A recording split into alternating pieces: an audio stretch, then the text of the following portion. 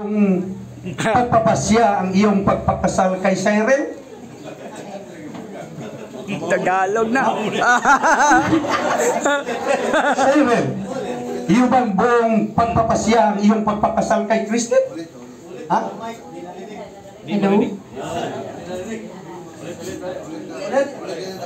Sige. Kristen, iyo bang buong pagpapasya ang iyong pagpakasal kay Cyril? Amen.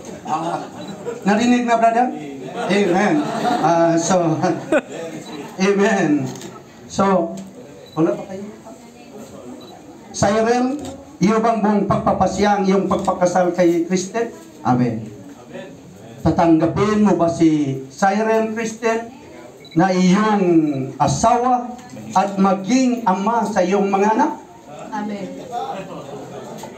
Cyril, tatanggapin mo ba si Kristen na maging iyong asawa at maging ina sa iyong mga anak? Amen.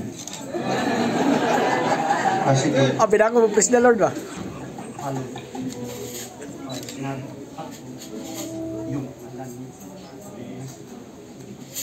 Okay. Sige. Ha? Oh, pwede na.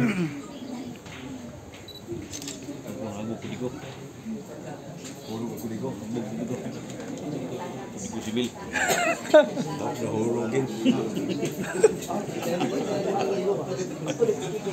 Hulugin ang kudiguhin. Ako si nanunumpa Ganon mo. kaibigan ko at mahalin si Cyril. sa hirap at ginhawa, sa kasiyahan at mga problema, sa tagumpay at pagkabigo, magsama kami habang buhay.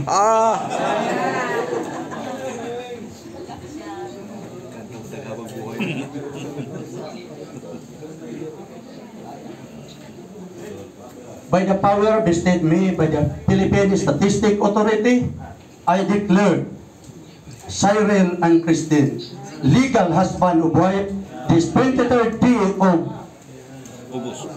August 2025 here in the church in Digos, Davao del Sur, Philippines.